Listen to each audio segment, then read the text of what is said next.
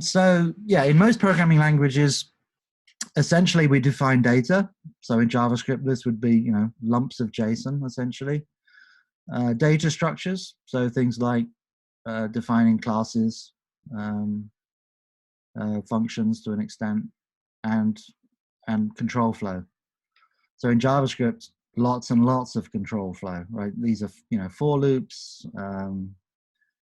calls to map, calls to filter, if conditions. Yeah, and we can specify control flow in different languages in lots of different ways. So we could use procedure calls. We could write machine code. We could write functions and then chain the functions, using functional operators like map, reduce, etc. We could use streams, kind of event-based technology. But fundamentally, in all of these languages, it's the programmer that defines the control flow. So essentially, how we transform from data into knowledge and a set of actions, so side effects. And in contrast, in Prolog, we don't get to do any of that. In fact, it's very difficult to do any of that. All we can really do is define a set of facts and then some rules about those facts.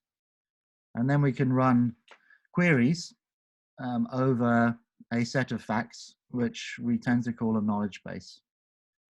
And it's the Prolog runtime that implements all the quote-unquote control flow necessary to satisfy our queries. And it has a bunch of interesting technology to do that. So it for people that coming from sort of quote-unquote traditional programming languages, it's quite magical. It's much more like database programming than say writing Java or JavaScript.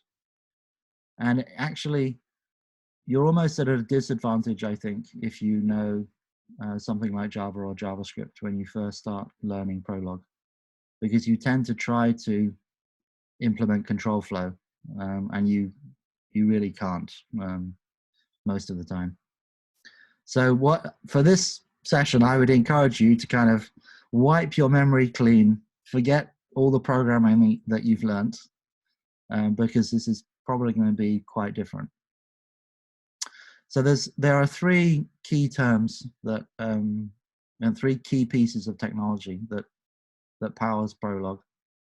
So the first term is unification, and that is essentially what happens when we match a fact to a rule, or indeed a rule to a fact.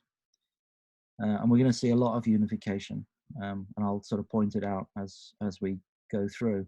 And it's important to note that a rule can be partially unified. So, a rule doesn't necessarily have to completely match a fact. It can sort of partially match a fact.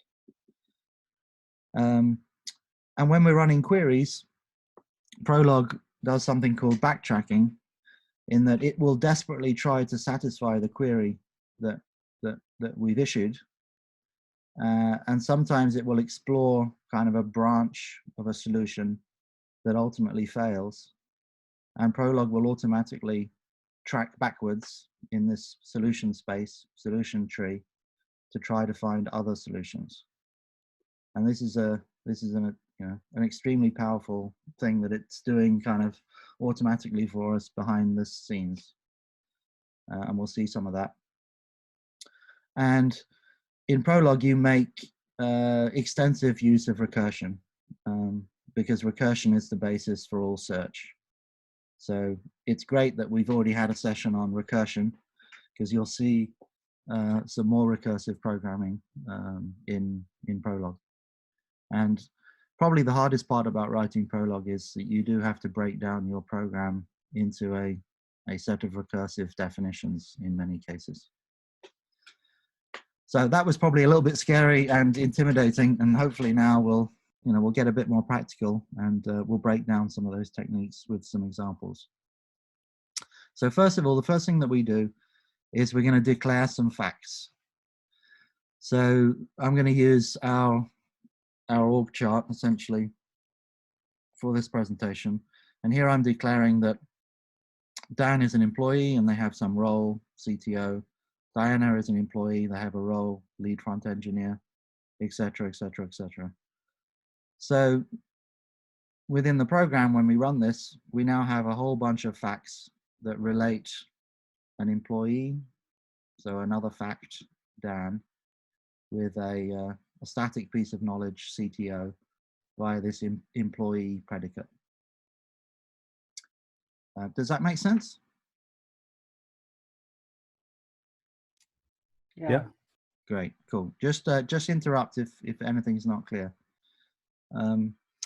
It's kind of worth pointing out quickly that by default in Prolog, things that start with a lowercase letter are facts, and things that start with an uppercase letter are variables. So Dan here is kind of implicitly a fact. An employee is a predicate. So you can read this as Dan is an employee, Diana is an lead front engineer, etc. And then once we have a bunch of facts in the knowledge base, we can run queries. So the first query we might run is, who is the CTO? So we would say employee X, so X is a variable, CTO. So let's run that query. And the Prolog runtime comes back and says, well, there's only one X that satisfies that query, and that X is Dan. Does that make sense? Yeah. So that is a unification. You know, we have been able to unify this predicate with a fact because we can validly place Dan in the position of X. And now we can flip it around. So what job does Dan do? So now we're going to put Dan in the first position of the employee predicate. I'm going to use role as a variable, and we'll run that. So the unification for that is that, well, his role is CTO. That is the only possible unification of that. So what happens if we put Daniel here and run it? It's going to say false. So there's no unification for that, for that query. What happens if we put Diana here? It'll tell us that Diana is the lead front-end engineer. What happens if we put chief security officer in this query? Well, we get false. There is no chief security officer. There is no employee that can satisfy that. Does that make sense? Are you starting to see the power? Yeah. Then a quick question. Where is Dan defined in? Is it when you define those facts at the top? It's yeah. The things in lowercase are implicitly facts, or atoms. What do the quotes signify?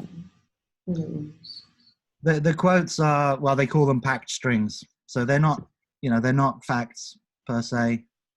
It's a hard-coded string that we're associating with via this predicate with this fact.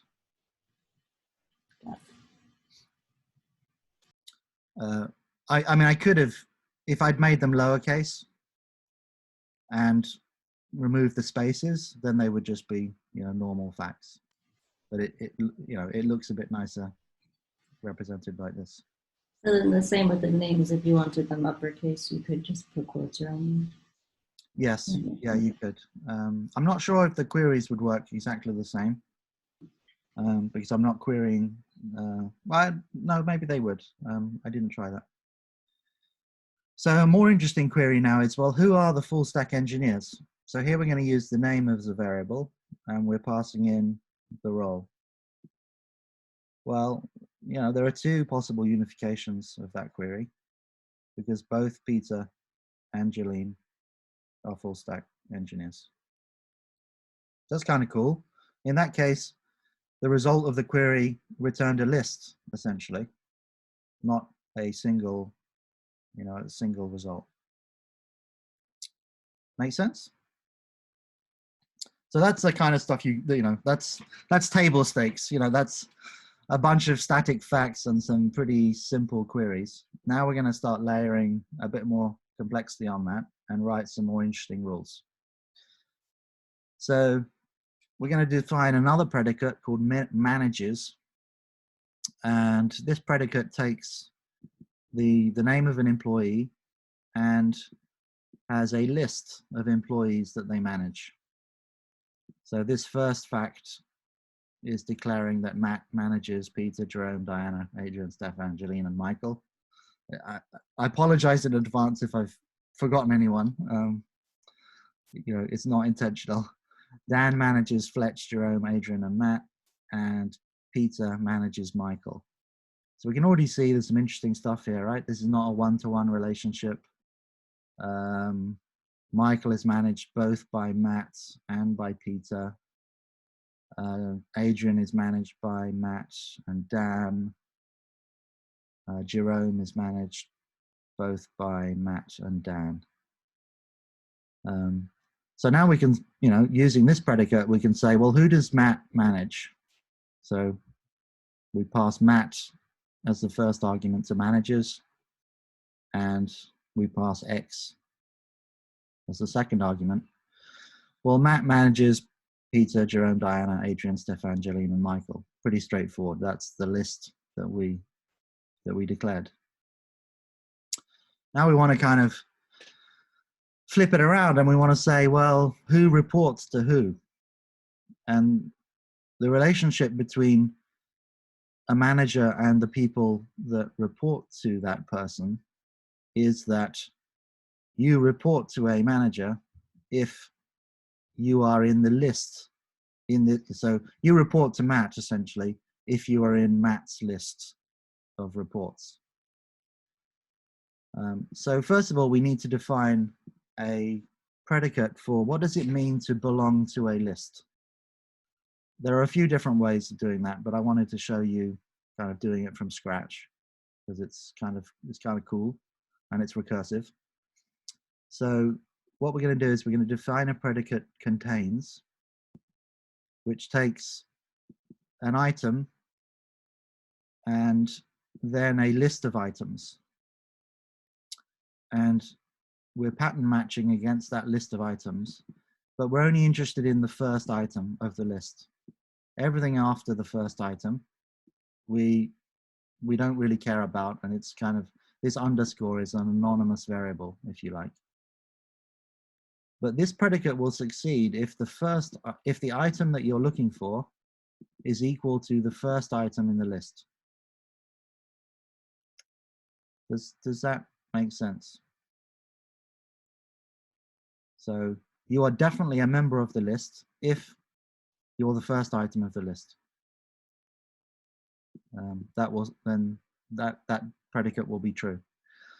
But we know that you won't always be the first item in the list, so we need to write another predicate which says, well, you may not be the first item of the list. You might be in the rest of the list, which is what we call tail. And if you are in the rest of the list, then essentially we will check whether you are contained in the tail. And this is a recursive definition, which will then make use of the first definition that we had.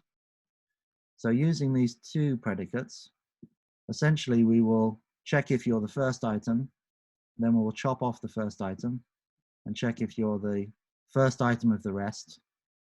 And then we will chop off the first item of the rest and check that, and we'll go round and round and round, and we will either find you as the first item of the list or we will fail.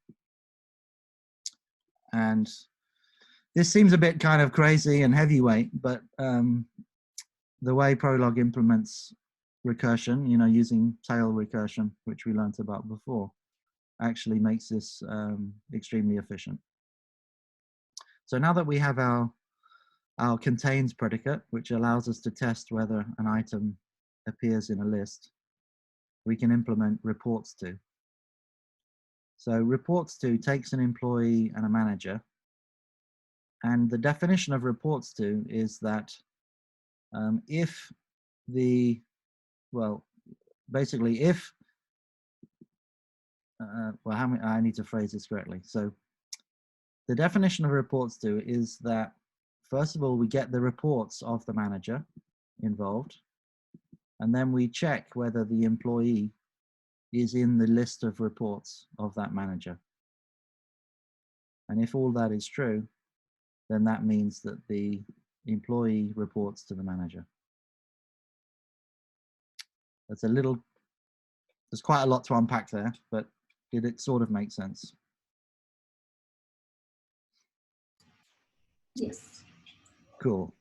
It's hard to do this without reading your faces and the fear in your eyes. But And can I put a logic hat on this? yes, please. You can read it from left to right. Really, you can say if managers of that manager and reports and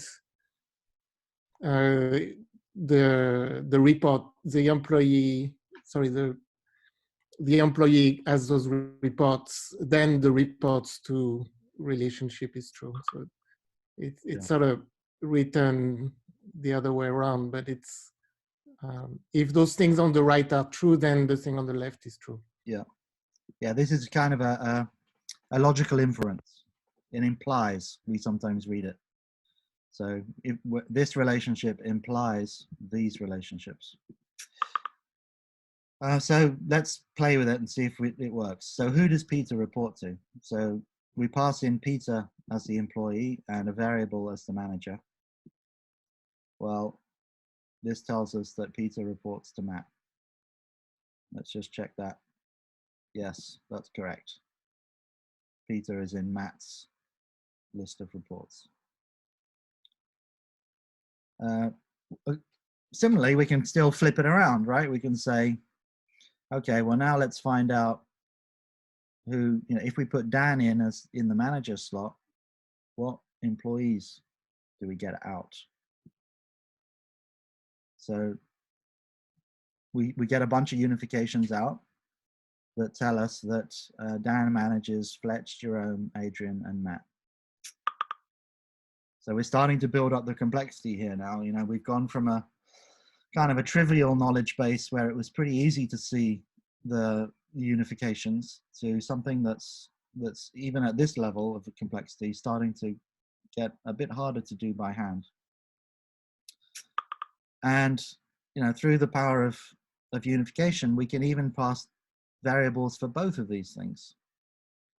So we don't know who the employees are and we don't know who the managers are, but we want to dump the reports to relationship between the two of them. And if we run that query, we will get all of the combinations out.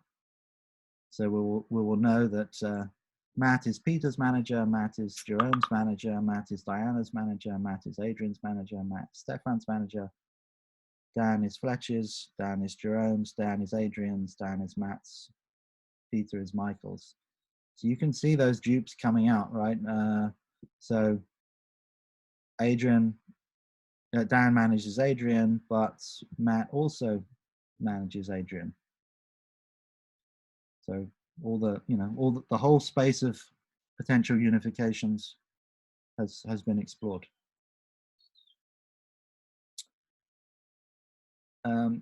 So now we're gonna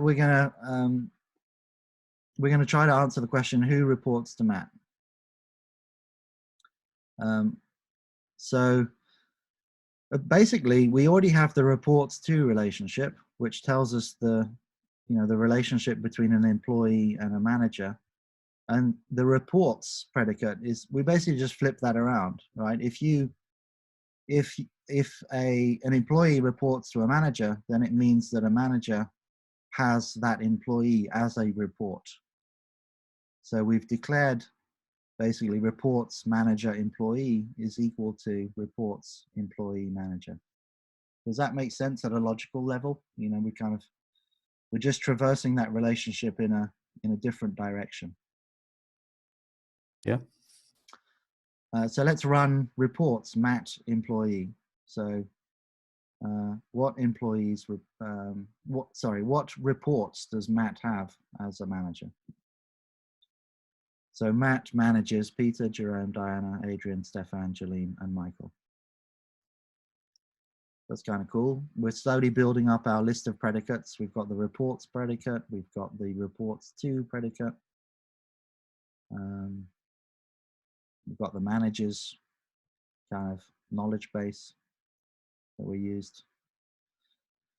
But we want to go a bit further. We might be interested in employees that have two managers. You know, maybe that's an HR issue, or maybe those people get conflicting advice from their different managers. You know, it's a kind of an interesting query that we might want to run. So let's declare a two managers predicate.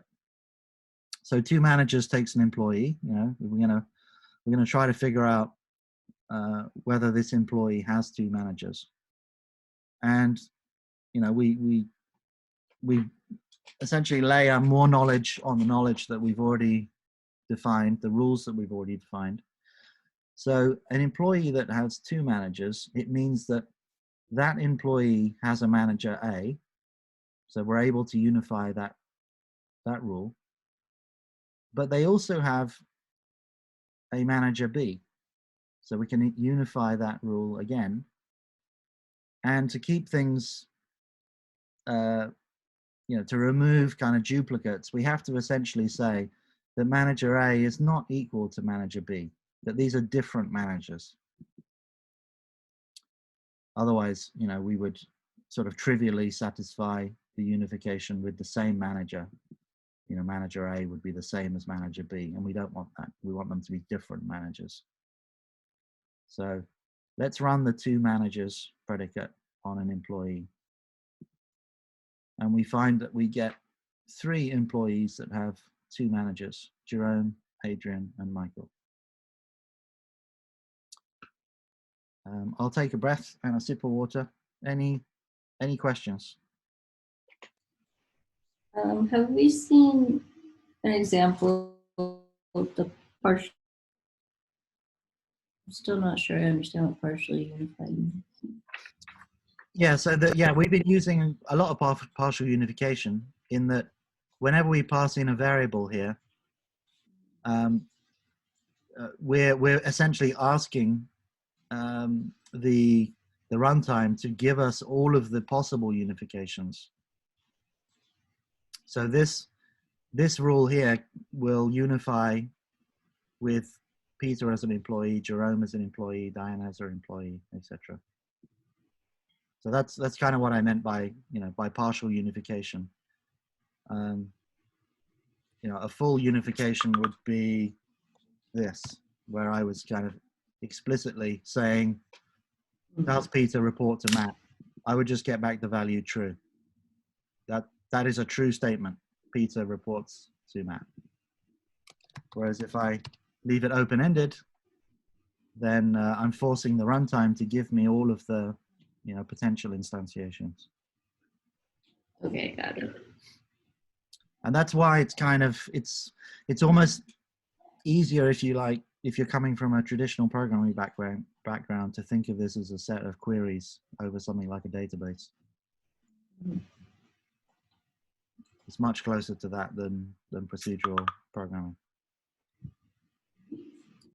So this two managers definition is, I find it kind of cool, in that we're literally saying, well, you have two managers if you report to two different managers. That's what this logical statement is saying.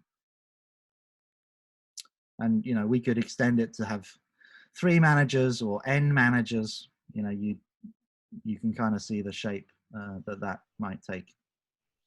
So in that example, the comma is kind of like an and statement. That's right. I probably should have pointed that out. Yes, commas are ands and semicolons are ors in Prolog. Yeah, so you should read this as an and. And this strange syntax is a way of talking about the thing that was unified against manager A and manager B. So we're essentially saying that whatever you have unified into the manager A slot and the manager B slot, those unifications must be different. Then you could return both managers in that case, right? Manager A and manager B in the relation, if you wanted to. Yeah, I could pass them in here as variables if I wanted.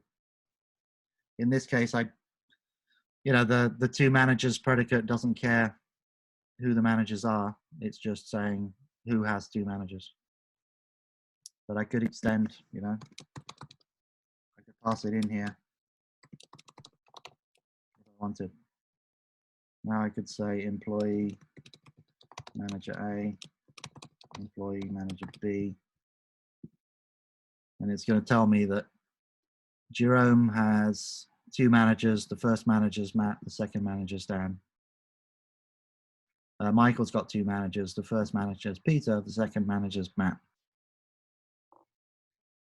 But if if your typical usage of that predicate doesn't require that, then you don't have to return it.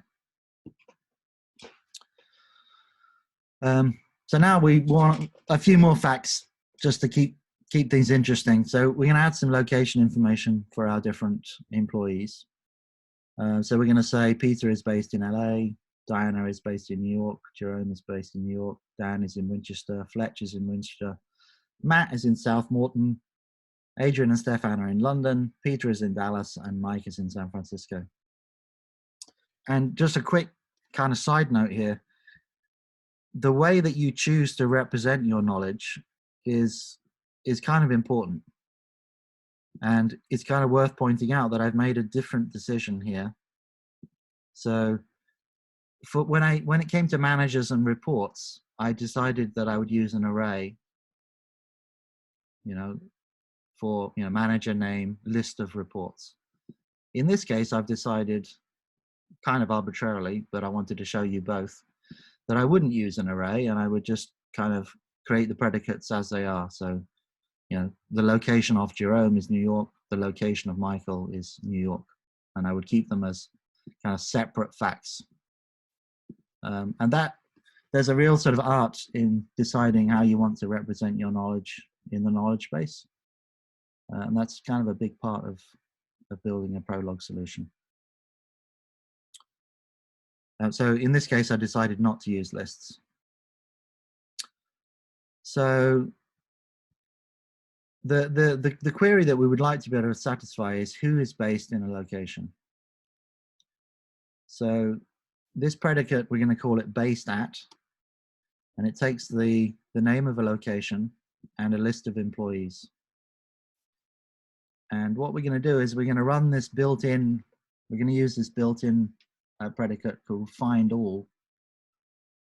And what this predicate does is essentially says, run the location predicate, which we already have. That's how we declared the knowledge.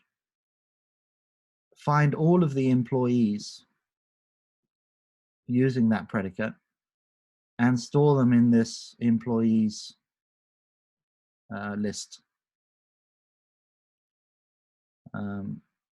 which is the same list as we used in based at. So it's kind of interesting in that we call this a goal.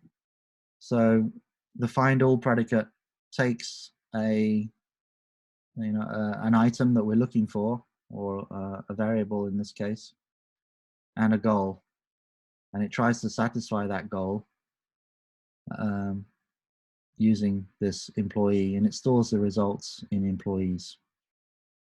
So if we run based at using London and passing an employees variable, we get the employees that are based in London, Adrian and Stefan. If we pass in New York City, we get Diana, Jerome, Michael, Parser, Jolene. They're all based in New York City. But we can also maybe try and flip it around. Let's say location here. And I didn't actually try this. Let's see what happens if we put Peter, and it doesn't work. I shouldn't have tried something that I hadn't done. You misspelled Peter, I think, with a D. No, that should be Peter Hun, I think. Yeah, okay. So I'll forget that I did that. It doesn't run backwards, probably because of the find all. I'll have to take a look at that. So we have our base stat predicate. So it allows us to figure out, given a location, what employees are based in that location. So it's kind of, aggregating essentially the location predicate and combining the results using this find all. And now we want to ask some more interesting questions, like which employees are co-located. So there's more than one employee at a location. So the co-located predicate is defined as, well, an employee is co-located if, kind of similar to the manager, we get the location for that employee, and we get another set of we get another employee for that same location, and the two employees are different. So that means that there are two different employees that share the same location. And that's the definition of co-location.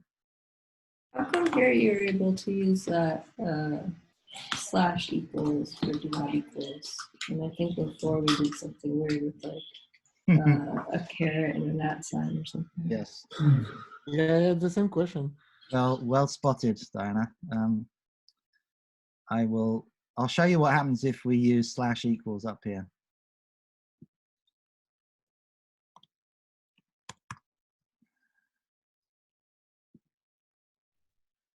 So when we do two managers with the slash equals, it actually what it's telling us is that Jerome has got two managers, Adrian has got two managers, Michael has got two managers, which is correct. But it's also telling us kind of the inverse, which is that Dan is a manager of Jerome, as is Matt, but also that Matt is a manager of Jerome, as is Dan. So that's why we get the results twice. And that's because these expressions can be unified with the managers in either order. So this could be Matt, this could be Dan, or this could be Dan, and this could be Matt. And the rather tricky greater than forces manager A to not only be different to manager B, but to be kind of almost lexically before. So it eliminates the duplicate matches because it forces manager A to always be Dan, for example, and manager B to always be Matt. The inverse binding is not allowed. Did that help? Yeah, that makes sense. And in this case, I don't remember why we don't need to do that. It would probably work with the same trick. So that's our definition of co-located. An employee shares a location with another employee. That's the definition of co-located. And then we also define alone. Alone, an employee that is alone is based at a location, and the employees that are based at that location have a length of 1. So I'll do that again slowly. An employee that is alone is based at a location, and the other employees that are based at that location has a list of 1. So there are no other employees essentially based at that location. You are alone. So now we can run our alone predicate. And it gives us the list of employees that are alone. So Peter is alone in LA, Matt is alone in South Morton, Peter is alone in Dallas, and Mike is alone in San Francisco. We can play with co-located maybe. Let's say change this to co-located employees. And we get a bunch, right? There's a lot of co-located employees. So Diana is co-located multiple times, for the same, multiple matching, due to the same multiple matching issue that we saw earlier, I think, with the employee. But these are all the employees that share a location with somebody.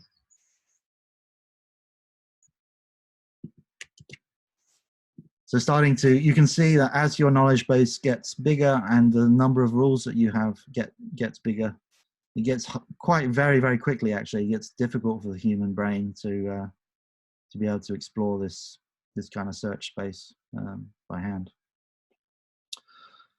And it actually gets quite difficult to write the code to do this.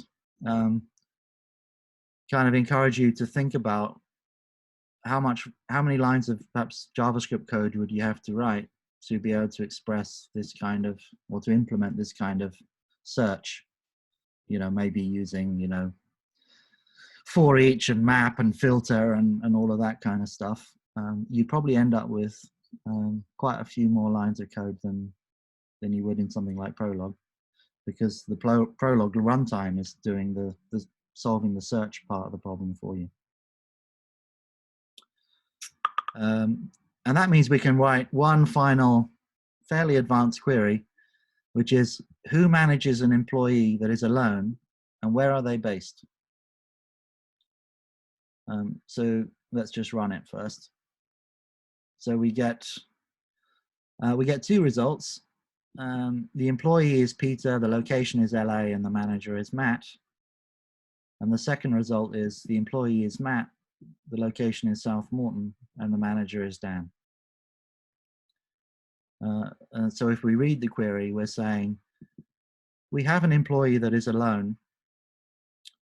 Let's grab the location of that employee, and then let's figure out who is the manager of that employee.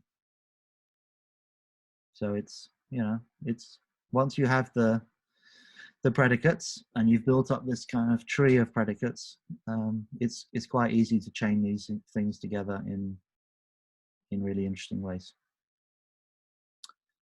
And this is kind of the 101. There's a lot more stuff you can do. Probably the most exciting things that you can do is your predicates can add new facts and remove facts to and from the knowledge base.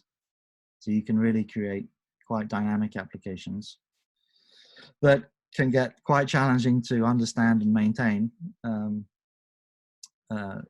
So, as they run, they are programmatically adding and asserting, we call it, adding new knowledge to the knowledge base and potentially even removing existing knowledge from the knowledge base. You can also do things with constraints and like constraining matching in lots of interesting ways. Negation is really interesting. So you can play around with, what happens if you fail to match? Is that considered a logical false, or is it something else? And there's also a lot of capabilities to process natural language and do language processing using rules. You can kind of model grammar rules, of a natural language using a set of Prolog rules. And using those rules, you can process text. So you'll sort of get a parse tree out of the back, which will tell you, well, this is a definite article, and this is a noun, and this is a verb, and the Prolog search technology is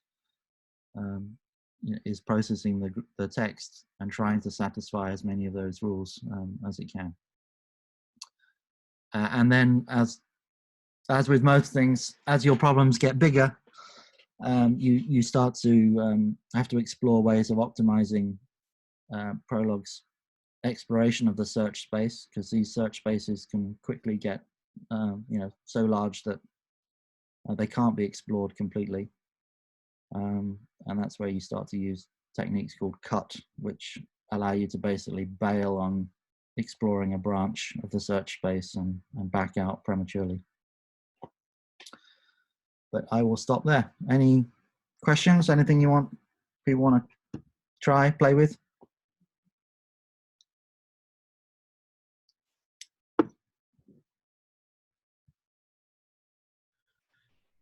Did it make sense?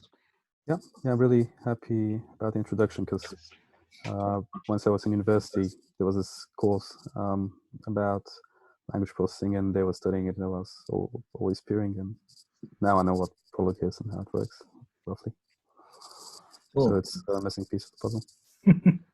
Yeah, a couple of questions then. Do you have sort of success stories from Prolog in mind, like things people have used it for which it worked really well? Yeah, I mean, there are some sort of like storied early AI applications. So I think one of the major ones was called Mycin, which is a medical kind of diagnostics application. You answer a bunch of questions, and there's a whole bunch of facts in the knowledge base about how drugs interact, and a whole bunch of rules about which drugs should be prescribed or should not be prescribed with other drugs. And you can start to write queries about, well, this is a 47-year-old man. They're currently taking this drug. They've had this prior medical history. What drugs should we or should we not consider prescribing? There's also a kind of a fun fake psychiatrist called Elisa, where you can kind of have a conversation with Elisa, and she's got some sort of pre-baked rules about things that you say and responses that she will give. So it's kind of a question and answer demo sample. So you can have a chat with Elisa, and she's not intelligent by any stretch, but she understands the structure of language and can use the answers that you're giving her to drive follow-up questions, that kind of thing. And then on the commercial side, a lot of this technology was the foundation for what was initially called expert systems, and then became business rules, and then became decision management, which is what I used to work on before at IBM. So when you apply for a loan or something, the bank will have often thousands, tens of thousands of rules that get applied to your loan application. And that uses not exactly this technology, but similar sort of technology to figure out whether they want to offer you a loan and what rate they should offer you based on hundreds of different factors that they know about you. So that's kind of where the technology is mostly used today on the commercial side.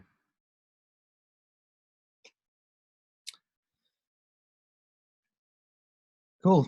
So this Swish notebook is it's completely open. If you have the URL, you can fork it, you can play with it. So I'll stick it in the general channel. Feel free to have a play.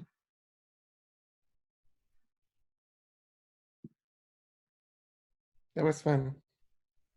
Nice. Thank you, Dan. No worries.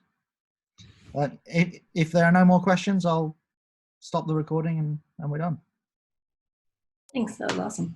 Thanks, Dan. Thanks. Cool. Have fun. Bye.